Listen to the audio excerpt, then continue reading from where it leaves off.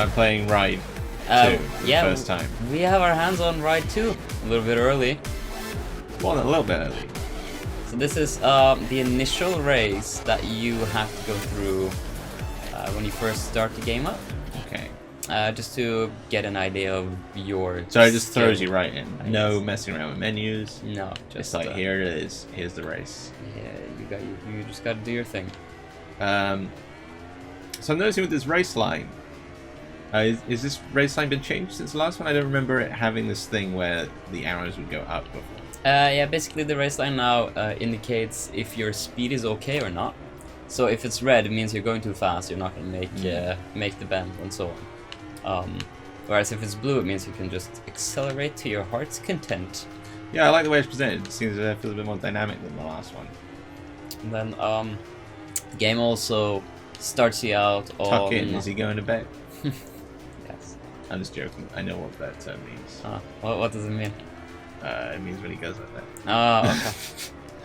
Oh, okay. Street Fighter's also finished updating.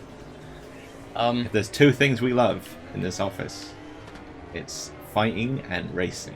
Yeah, that's what the we do. two competitive pillars. If only we could do both at the same time. Well, I used to play a lot of Road Rash back in the Mega Drive days. Oh, we should do that at some point, actually. Play some Yeah, I Road haven't Rash. played any of those old races in like a long time. I wonder if they hold up at all. Probably not. Something about the third dimension, which is quite good for 3D games. Yeah, don't know why. it did make a difference.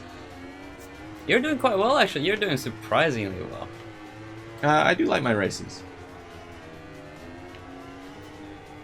So, yeah, another thing that the game does, I should mention this as you're doing well, is that it starts you out on easy mode. Okay. As opposed to, like, intermediate, how it used to be.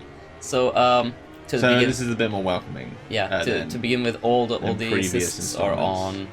It helps you with traction control. Yeah, helps I you was with, noticing. Braking a little bit. I, And so I on. don't think I'm really that good at these kind of more simulation-based races. But it's nice that they do provide you with the ability to not have to bother with everything. Yeah. 'Cause sometimes you just want to kick back and set it to do what it does and just do some races. Yeah, the physics start out like fairly arcadey as well. And that like just now you had probably like half a dozen instances where you normally would have crashed. Whereas it lets you get away with a few more things. Well, get you a game that can do both, as I always say. And then as you like if you want it more difficult, you can go into the settings and you can turn assists off, which in turn will give you plus X amount of percent in the credits you earn. Alright. So you start out getting like 100% credits, but you can go up to 200% by turning all the assists off. So basically double the amount of credits you earn. That lets you get new bikes, new things faster. Yeah, I'm seeing a lot of these races these days are providing a lot of new accessibility options, a lot more adaptability. I guess it really goes to show how like everyone does game these days. Yeah. Have you tried out the first-person view yet? No, I haven't. No, I've been. Um, That's slightly further out. That's even more slightly further out. Do you Yeah. think it's going to zoom out even more? No. No. Here we go.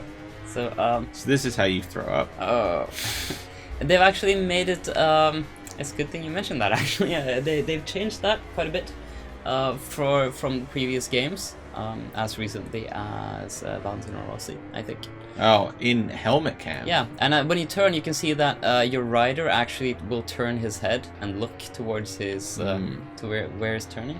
Oh, it does make me feel a bit dizzy, and I'm actually quite good in VR and everything. Obviously we're not playing in VR, But they did change that a bit to kind of like smooth that transition a little bit when you turn in first-person view. I remember that was it's like going all around, which obviously is accurate, it but actually it does is, make me yeah. feel a little bit. It's a little bit too real almost. It's like I'm inside the game. But yeah, I remember was it MXGP2 probably, where I actually did get fairly ill from playing it in first person. Whereas I've not had any issues with Ride 2. I just got to show you how accurate some of these simulations can be these days. I mean, yeah, obviously I would, if this was me and I was here, I would feel a bit nauseous, probably more than a bit, although I wouldn't be going this fast because I would be a lot more cautious too. Why am I going this fast? Oh no. That's what you get. Pure first person mode. Does give you more of a sense of speed. Let me see. Oh, L1. Yeah, I did that deliberately so we can Yes. show off. It's got Okay. time traveler. It's got a little phone box, a la Doctor Who. So yeah, you can also Do sick wheelies. do sick wheelies. It's true. You can rewind as many times as you want. There's no cooldown on your rewind in this game. Is there like a setting you can do to limit that for experience boosts? Yes. Nice. I'm pretty sure there is. But yeah, for example, if you crash Again, and then you rewind and then you crash immediately again, you're still able to rewind. Whereas in previous games, if you just like crash twice in succession, then you were screwed. Yeah, well, I guess it is called Right 2 for a reason. It's an iteration on what came before. It is indeed. Can't believe you're still in first. I guess this is like Milestone's like flagship own IP at this point. It is, yeah. So this is really showing off what they can do. Ride was like their first attempt, I think, at like creating their own IP. And that was quite positively received, if I remember well. I mean, I go around quite a lot, but a wide variety of different games, fighting games, sexy anime games, all of the things. And a lot of times people just come up to me and go like, "Oh wow, you're the guys who did Ride. We really like that game." So yeah, well, it's pretty solid. In a way, it's kind of Milestone's showreel of what they can do across all of their different types of games. It's like this is the calling card, the business card, if you will. nice place, sweet. So yeah, it's a pretty cool introduction to the game. Did an enthusiastic fist bump. Nice, good intro. So now, game's gonna have you pick your starting bike, I think, if I remember correctly. Which is where the first pro tip comes in. Ride 2 pro tip, me being the pro, of course. You would want like that bike is cool. There's some cool KTM's bikes nice. here, but Scrambler, of course. you would want to pick the supermoto bike. Really? The other one, this one. This is the bike that you're gonna want to pick, because that is the bike that's the easiest to actually win races with. Because your starting bikes, they're not that good, and they kind of like the game expects you to level them up before you start winning races. So all the bikes are a little bit slow, and you'll find that a lot of the other bikes will just go faster than you, but you don't notice it as much on the supermoto tracks because there's more turns. Okay. So you can catch up easier.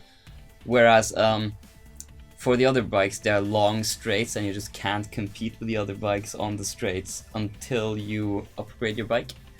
That's a pro tip. So for example, with this bike, you can get some first places and get like 5,000 credits per win, as opposed to grinding out like 300-400 credits per like 8th place or something. Nice. So if you want to like supercharge your early credits, so the supermoto bike is the way to go.